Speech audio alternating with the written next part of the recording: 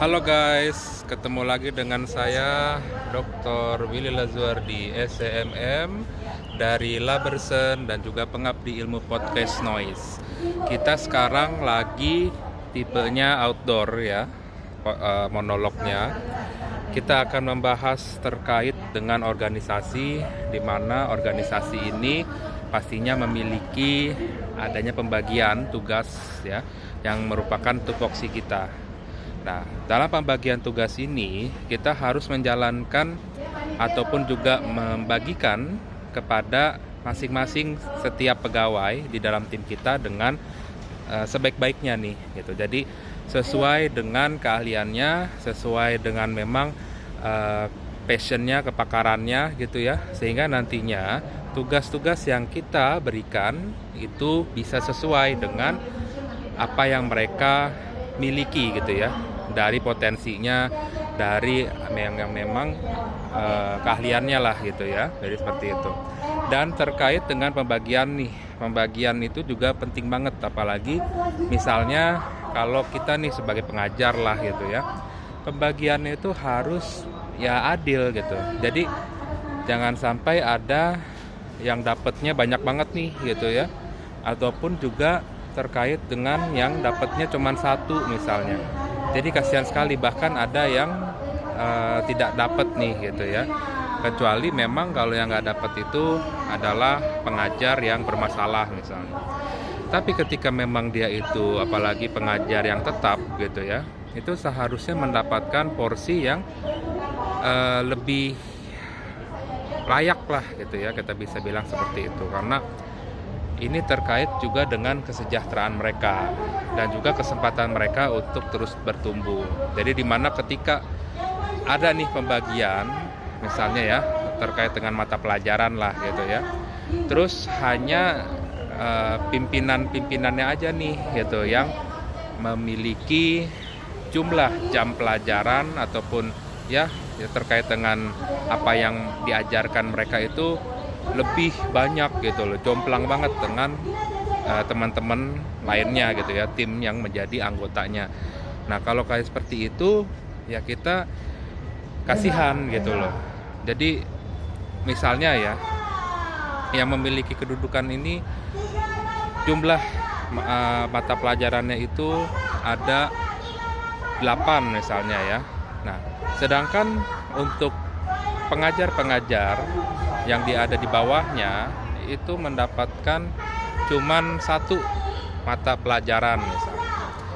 Otomatis kan ya akan adanya ketimpangan yang begitu besar gitu. Apalagi pengajar yang mendapatkan satu mata pelajaran itu dia yang merupakan pengajar favorit deh bagi murid-muridnya yang ada di sekolah itu misalnya.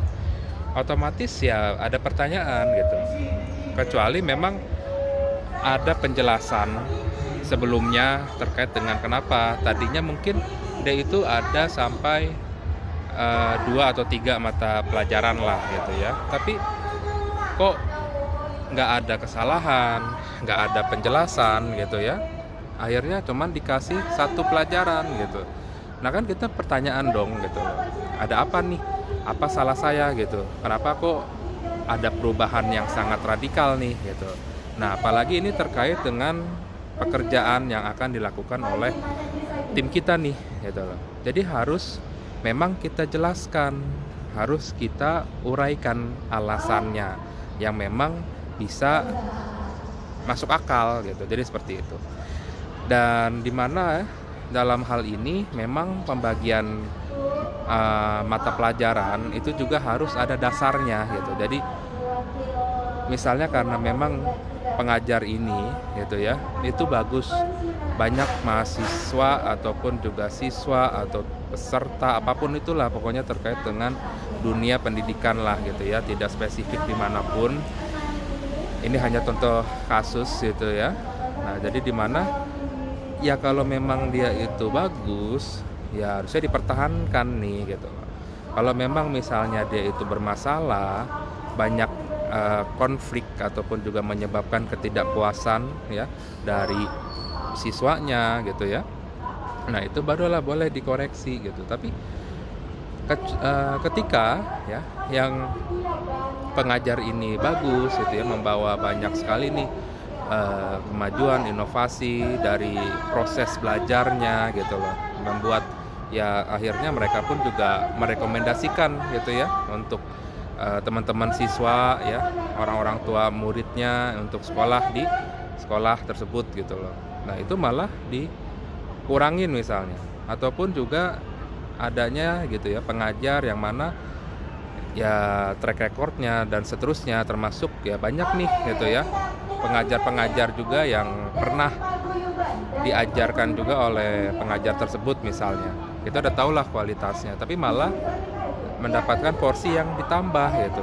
Nah, itu kan kita pastinya ada ketidakadilan gitu. Kenapa yang kinerjanya bagus itu dikurangin, tapi kenapa yang istilahnya dia itu yang menyebabkan banyak konflik yang ketidakpuasan gitu lah ya, itu mendapatkan porsi yang lebih banyak gitu. Nah, jadi kan ya mungkin sebagai pengajar yang dikurangin tersebut, yang dimana dia sudah sangat loyal gitu ya, otomatis dia tuh tidak masuk akal nih gitu loh. Makanya perlu mendapatkan ya komunikasi gitu, mendapatkan kesempatan untuk menyampaikan, apalagi menyampaikan terkait dengan ya ada di internalnya langsung gitu. Nah, jadi makanya itulah gitu, supaya kita itu organisasi dapat berjalan dengan baik, maka kita perlu untuk adanya penerapan komunikasi yang terbuka nih gitu loh. Apalagi ini terkait dengan tugas yang dikerjakan oleh pegawai kita gitu. Jadi jangan keputusan-keputusan yang terkait dengan pegawai kita rahasiakan dari mereka gitu loh. Jadi informasi hanya dimiliki oleh mereka yang memiliki jabatan misalnya. Dan kita misalnya ya, pengajar-pengajar, guru atau dosen atau trainer dan seterusnya, itu ya kita nggak tahu gitu, kita nggak boleh berdiskusi, tidak boleh bertukar pikiran gitu, dan nggak ada nih istilahnya hasil evaluasi yang memang terbuka gitu dalam hal apa gitu loh. Jadi ya semuanya itu fakta-fakta, data-data itu bisa diputarbalikkan, bisa dimanipulasi.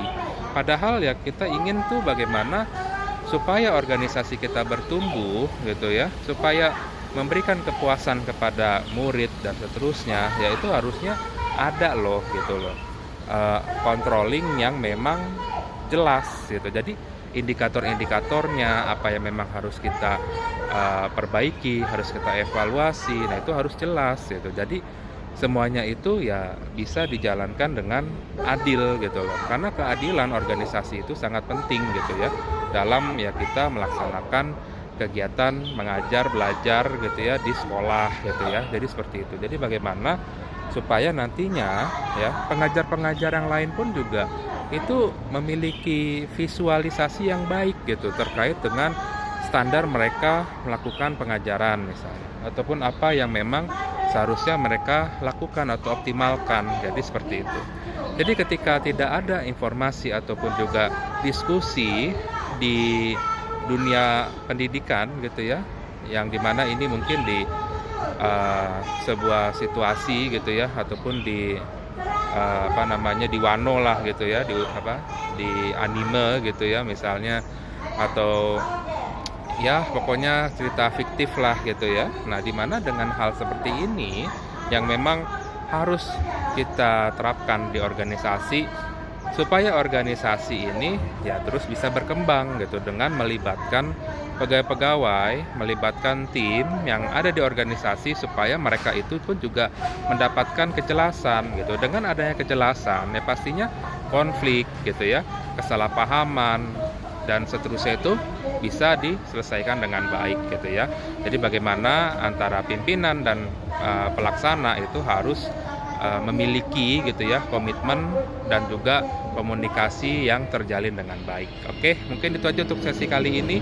Terima kasih. Assalamualaikum warahmatullahi wabarakatuh.